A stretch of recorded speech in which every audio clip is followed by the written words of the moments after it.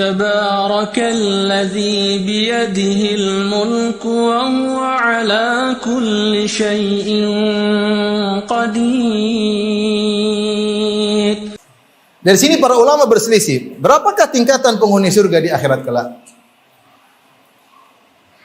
Di antaranya banyak ulama syurahul hadis, para pensyarah hadis ya. Seperti Ibnul Mulaqqin dan yang lainnya mengatakan bahwasanya surga itu tingkatannya sebanyak jumlah ayat di Al-Qur'an, sekitar 6.200 tingkatan. Dalilnya dalam satu hadis Rasulullah SAW berkata, yuqalu li sahibil Qur'an, dikatakan kepada orang pemerhati Al-Qur'an, apakah dia hafal Qur'an atau dia mengajar Al-Qur'an, intinya dia pemerhati Al-Qur'an. Iqra wartaqi, bacalah engkau dan naiklah tingkatanmu di surga. Waratil kama kunta turatil fid dunya, bacalah engkau sebagaimana kau baca ketika dengan tartil di dunia. Fa inna manzilataka inda akhiri ayatin taqra'uha, sungguhnya kedudukanmu di surga sesuai dengan ayat terakhir yang kau baca. Kata para ulama, kalau begitu tingkatan surga sesuai dengan tingkatan ya jumlah ayat dalam Al-Qur'an. Nah, kalau ternyata di surga 6.000 tingkatan, maka ini menunjukkan kita harus berpacu. Hidup kita cuma sekali.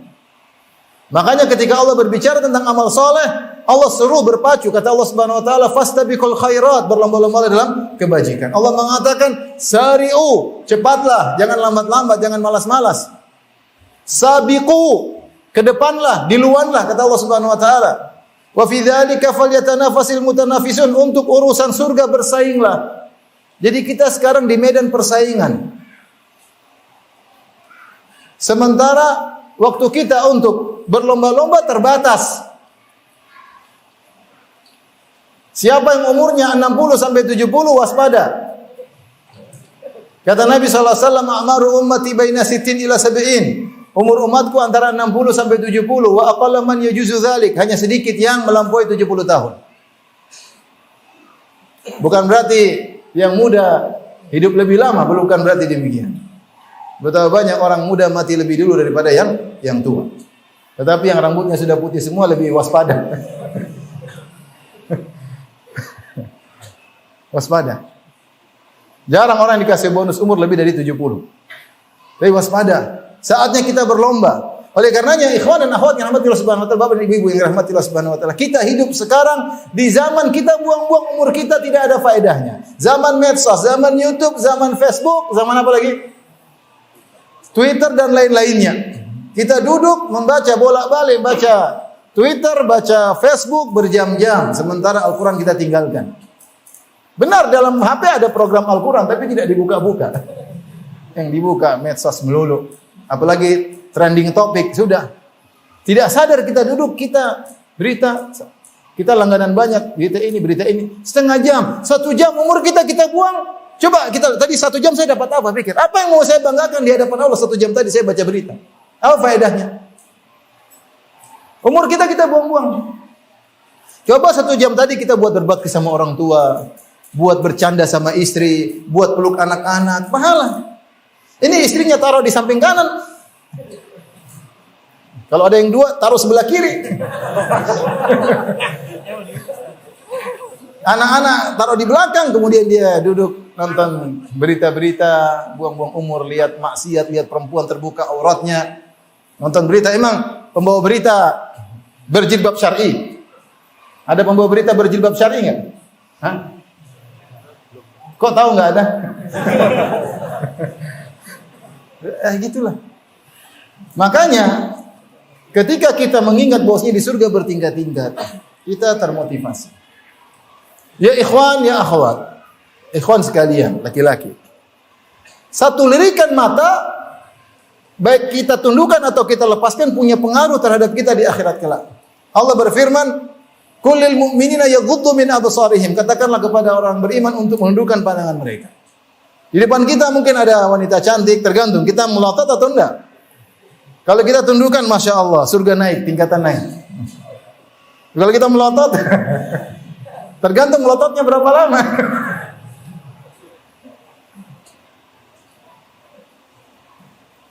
Makanya Ibnu Hajar rahimahullah ketika mensyarah hadis, nikmatani makburun fihima katsirun minan nas.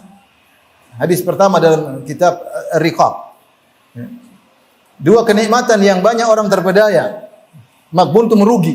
Dua kenikmatan yang seorang merugi di dalamnya itu as-sihhatu wal faragh, kesehatan dan waktu luang. Beliau mengatakan bahwasanya waktu luang adalah ra'sul mal, adalah modal seorang mukmin untuk meraih surga. Waktu, waktu itu umur kita. Namun banyak orang yang merugi. Apa itu merugi? Merugi itu kalau kita gambarkan dalam perdagangan ada dua kemungkinan. Pertama, barangnya murah kita bayar mahal, itu rugi. Barang di pasar cuma harganya 100.000, kita bayarnya 1 juta. Rugi atau tidak? Rugi. Barang 100.000 kau beli dengan 1 juta, maka merugi. Merugi model kedua, itu barang harganya 1 juta, dijual dengan murah 100.000, tapi kamu cuma beli 1. Rugi. Harusnya kamu beli 100. Karena barangnya dijual dengan sangat apa? Murah. Apalagi kalau barang harganya 1 juta diobrol sama penjualnya dengan 10.000. Kira-kira kita beli semua uang, kita punya uang semua, kita beli. Nah, kita merugi dari sisi kedua. Allah Subhanahu wa taala memberikan ganjaran yang sangat besar. Allah cuma suruh kita beribadah sebentar. Apa kata Nabi sallallahu alaihi wasallam? Raka'atul fajri khairum minad dunya wa fiha. 2 rakaat sebelum subuh lebih baik daripada dunia dan seisinya. Nanti kalau antum di akhirat, antum salat 2 rakaat dengan ikhlas kepada Allah, ganjarannya lebih baik daripada dunia dan seisinya. Cuma dengan 3 menit. Sebagian antum cuma 1 menit setengah. Ternyata kita malas beribadah. Kita malas baca Quran. Kalau Allah bukakan ganjarannya, baru kita tahu kita benar-benar merugi. Itulah kita sekarang ini. Umur kita buang-buang, waktu kita buang-buang yang tidak bermanfaat. Nonton berita ini, nonton berita anu.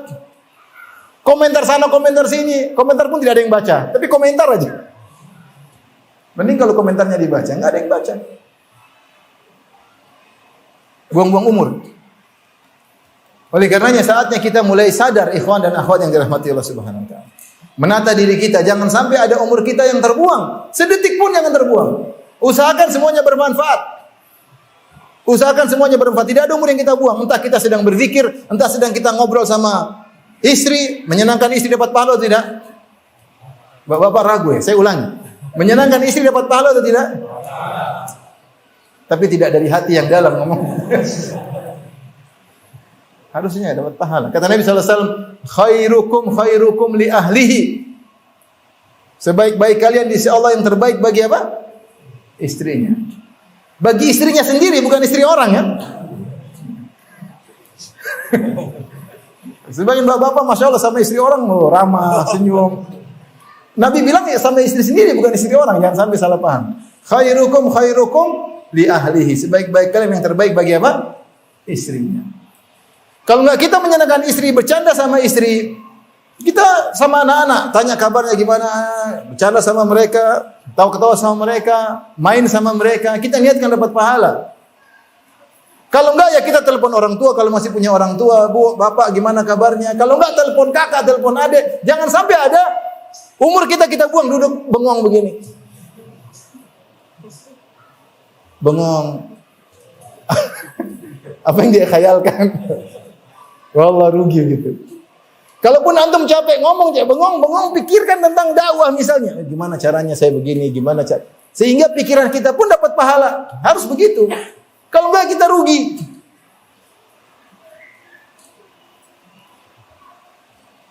Nah, ini sekedar motivasi buat saya pribadi dan juga kepada ikhwan dan akhwat yang rahmatillah subhanahu wa ta'ala. Jangan kita sangka bahwa ibadah itu ya baca Quran doang, sholat sunnah. Tidak, banyak yang bisa kita lakukan beribadah. Semua perbuatan duniawi, kalau kita niatkan karena mencari wajah Allah, dapat pahala. Intinya ikhwan dan akhwat yang rahmatillah subhanahu wa ta'ala, sudahlah kita ini jangan buang-buang umur ya. Saling mengingatkan suami istri. Kalau ada istri suka main Instagram, ditegur. Sayang, jangan Instagram terus. Jangan kau lihat Instagram, lihat suamimu, dapat pahala. Kasih senang suami. Oleh perempuan kemudian buka Instagram, udah pakai cadar main Instagram, yang dia lihat bukan Instagram dakwah, yang dia lihat HP baru, tas baru, sendal baru. Baru suaminya tidak punya duit. Tahu diri lah. Kalau suaminya punya duit, oke lah. Ini suaminya nggak punya duit, yang dilihat barang-barang mewah. Nanti lihat berita artis, Gimana ya? Berita artis. Sebagian ikhwan subhanallah penampilannya ini, tapi begitu saya tanya, Ustaz ada berita ini, saya tanya dia detailkan, oh ceritanya begini Ustaz, begini, wih, Masya Allah, ini kasusnya begini, wih, kok tahu detail-detail ini? Ini dari mana? Ya. Enggak mungkin dia tahu detail kecuali dia menelaah. Nah, ini buang-buang umur. Makanya karena ikhwan dan akhwat, kita ini enggak tahu tiba-tiba dipanggil oleh Allah, umur kita tidak tahu sampai kapan. Maka kita semua berlomba untuk beramal kebajikan. Ingat, masing-masing kita surganya masing-masing. Jangan seorang istri mengatakan, tenang suami saya soleh, nanti insya Allah saya juga. Tidak ada ya. Masing-masing. Kalau suami pun beri syafaat harus dengan izin Allah Subhanahu wa taala. Ya, jangan juga kemudian seorang laki mengatakan, istri saya soleh, suka doain saya. Tidak. Masing-masing. Kita masing-masing di hadapan Allah Subhanahu wa taala. Demikian